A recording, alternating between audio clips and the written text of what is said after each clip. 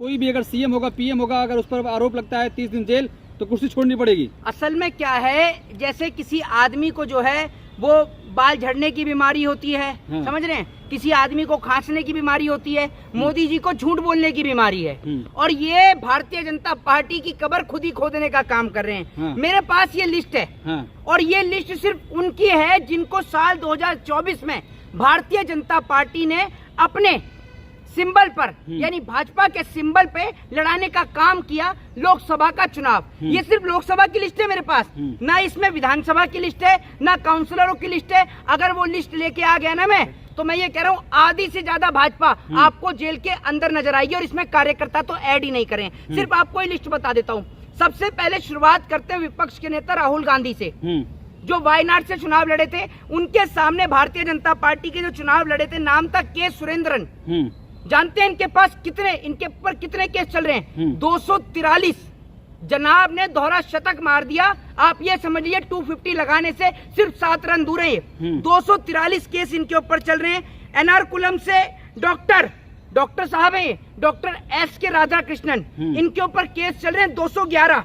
ठीक है। बाराकुट से अर्जुन सिंह, इनके ऊपर केस चल रहे हैं 93। ठीक है। और इसके अलावा मैं आपको बता दूं, बहुत लंबी लिस्ट है, ये सुनते जाइए। करीमनगर से संजय कुमार, केस चल रहे हैं इनके ऊपर 42। तंजावुर से मुरंगम एम, इनके ऊपर केस चल रहे हैं 32। पलक्कड़ से बीजेपी के कैंडिडेट, इनके ऊपर केस चल रहे हैं 30। नाम है सी कृष्ण कुमार। मेंढक से बीजेपी के कैंडिडेट, नाम है माधवेनी रघुनंदन राव, इनके ऊपर केस चल रहे हैं 29। दुर्गापुर से वेस्ट बंगाल दुर्गापुर, तो आपने देखा होगा बहुत हंगामा करते हैं बीजेपी के नेता, नाम है इनका दिलीप घोष, इनके ऊपर मुकदमे चल रहे हैं 27। अभी तो सुनते रहिए। इसके अलावा नीलगिरी से डॉक्टर मुर्गन एन, इनके ऊपर मुकदमे चल रहे हैं 23। डॉक्टर साहब ज्यादा हैं जिनके ऊपर केसेस चल रहे हैं। अब आप ये सोचिए, ये डॉक्टर जिनके ऊपर 243 मुकदमे चल रहे हैं, किसी के ऊपर 23 मुकदमे चल रहे हैं, किसी के ऊपर 30 मुकदमे चल रहे हैं, ये डॉक्टर आदमी का इलाज करेंगे या उसको मारेंगे? ये भाजपा से चुनाव लड़े, उनके नाम बता रहा हूं मैं आपको। निजामाबाद से अरविंद धर्मपुरी, इनके ऊपर 22 मुकदमे चल रहे हैं। हुगली से लॉकेट चटर्जी, इनके ऊपर भी 22 मुकदमे चल रहे हैं। धनबाद से दुल्लू महतो, इनके ऊपर भी 22 मुकदमे चल रहे हैं। जहीराबाद से बीबी पाटिल, इनके ऊपर 21 मुकदमे चल रहे हैं। बेलूर घाट से सुकांत मजूमदार, इनके ऊपर 16 मुकदमे चल रहे हैं। विष्णुपुर से खान सौमित्र, इनके ऊपर 15 मुकदमे चल रहे हैं। अकबरपुर से अभिजीत दास उर्फ बॉबी, इनके ऊपर 13 मुकदमे चल रहे हैं। बारासात से स्वपन मजूमदार, इनके ऊपर 14 मुकदमे चल रहे हैं। मेदिनीपुर से अग्निमित्रा पॉल, इनके ऊपर 11 मुकदमे चल रहे हैं। नागपुर से नितिन जयराम गडकरी, इनके ऊपर 10 मुकदमे चल रहे हैं। बेलूर घाट से सुकांत मजूमदार, इनके ऊपर 16 मुकदमे चल रहे हैं। ये वो लिस्ट है जो लोकसभा में भारतीय जनता पार्टी के, देख लीजिए एक बार आप, जिसका नाम रह गया हो उसको भी देख लीजिए, भारतीय जनता पार्टी के सिंबल से चुनाव लड़े थे। अभी तो इसके अंदर मैंने विधायकों को नहीं लिया, अभी तो इसके अंदर सम्राट चौधरी को ऐड नहीं किया गया, अभी तो इसके अंदर और भी बीजेपी के बड़े बड़े नेताओं को ऐड नहीं किया गया। इसमें कुलदीप सिंह सेंगर नहीं है, बहुत सारे लोग नहीं है। अभी तो बहुत सारी लिस्ट छूटी हुई है। तो देश के प्रधानमंत्री नरेंद्र मोदी मुझे सिर्फ इस सवाल का जवाब दे दें कि लोकसभा में जो आपके सिंबल से ये जो कैंडिडेट लड़े, जिनके ऊपर 200 मुकदमे चल रहे हैं, क्या इनको जेल भेजा जाएगा? क्या ये जेल जाएंगे? क्योंकि मुझे तो लगता नहीं है जिनके ऊपर 243 मुकदमे चल रहे हैं, इनकी 30 दिन में बेल हो पाएगी। मुझे आप ये बताइए ना, तो क्या ये जेल जाएंगे? दूसरी बात ये, नरेंद्र मोदी जी, जिस बिहार के अंदर आप खड़े होकर गया से झूठ बोलने का काम कर रहे थे ना, जरा उसी बिहार में जवाब दे दीजिए, क्या ये बीजेपी के नेता जेल जाएंगे? और बड़ी बात ये, कल तक जो लोग राजाओं के बच्चे हैं, उनको किसी को इन्होंने कहा कि ये टोंटी चोर है, ठीक है, किसी को चारा चोर बताया। सबसे बड़े चोर तो ये हैं, चोर नहीं डकैत हैं। सबसे बड़े चोर, इनसे बड़ा चोर कोई है? ये तो वोट चोर हैं, और वोट चोरी कोई आज से नहीं कर रहे।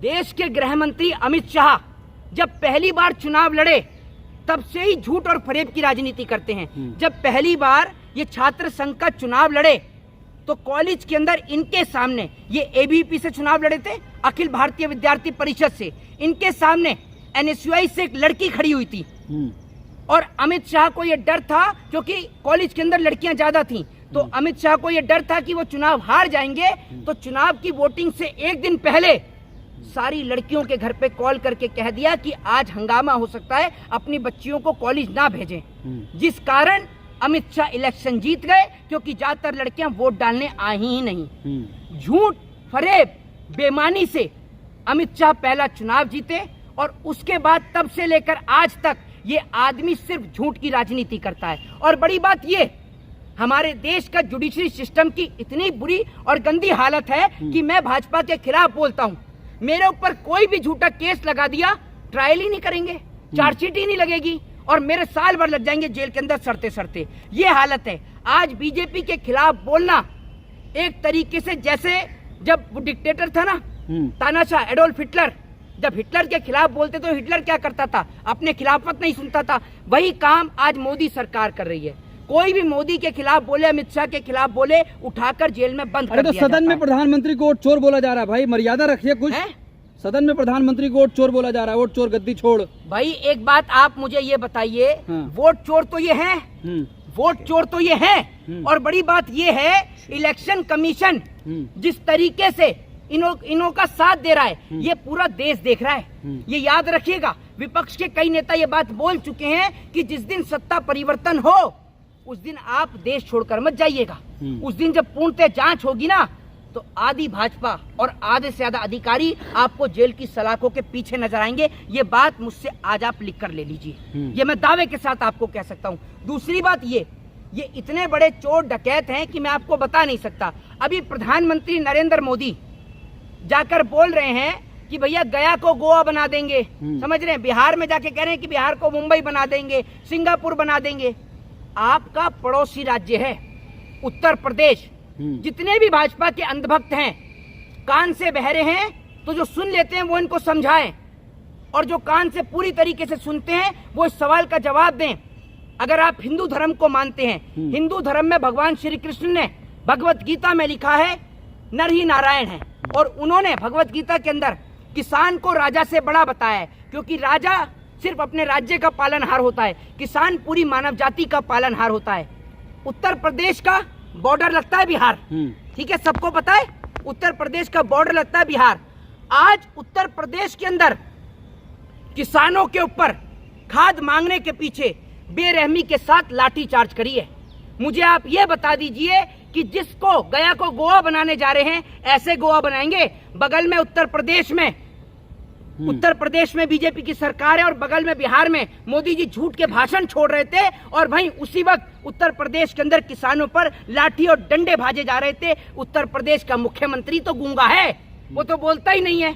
अगर यही मुसलमान होता कोई तो तुरंत बोलने लगता फड़ फड़ फड़, नाम बदल दो, नाम बदल दो। अरे इतना नाम बदलने का शौक है तो पहले शाहनवाज हुसैन का नाम बदलो, मुख्तार अब्बास नकवी का नाम बदलो, इनका नाम क्यों नहीं बदलते? भाजपा के जो दामाद हैं उनका नाम बदलो। अगर इतना तुम्हें नाम बदलने का शौक है, बिहार का बेड़ा गर्क कर दिया, बिहार की वो स्थिति कर दी कि बिहार के अंदर से सिर्फ भाइयों बहनों मित्रों वो मुझे गाली दे रहे हैं। अरे तुम काम ही गाली के कर रहे हो तो तुम्हें गाली ही देगी पब्लिक। इतनी लोग भाषा नहीं जानते जितनी भाषा में आज मोदी को गालियां मिल रही हैं। ये आप समझ लीजिए, जहां जा रहे हैं पब्लिक विरोध कर रही है। अभी दिल्ली में इनकी सरकार को आए हुए कुछ समय नहीं हुआ, दिल्ली में विरोध हो रहा है। आज फिर रेखा गुप्ता का विरोध हो गया। कुछ दिन पहले तमाचा पढ़ते पढ़ते लगा या नहीं लगा, वीडियो फुटेज सामने नहीं है, लेकिन लोगों ने यही कहा कि तमाचा पड़ गया। तो बीजेपी का हर जगह विरोध प्रदर्शन जारी है। ये बात अब बिहार की जनता को समझनी है, बिहार की जनता को देखनी है। और बड़ी बात यह है, कोई रोजगार की बात नहीं, कोई शिक्षा की बात नहीं। नैतिकता के आधार पर इस्तीफा देने होगा ना, जिस नेता पर आरोप लगेगा 30 दिन जेल में रहेगा वो। तो एक बात आप मुझे बताइए, ये जो मैंने आपको लिस्ट दी है, कम से कम इसमें 30 नेताओं के नाम तो हैं। तो सबसे पहले इनसे इस्तीफा ले लो। कब ले रहे हो? इनमें से बहुत सारे तो लोकसभा जीत के भी आए हैं, तो इनसे कब इस्तीफा लोगे? जरा सवाल का आप जवाब दे दो। 246 केस लेके बैठे हैं, क्या इनको पार्टी से बाहर करोगे? या जो लोकसभा में जीत के बैठे हैं इनकी सदस्यता लोगे? है मोदी में दम? ये आदमी इतना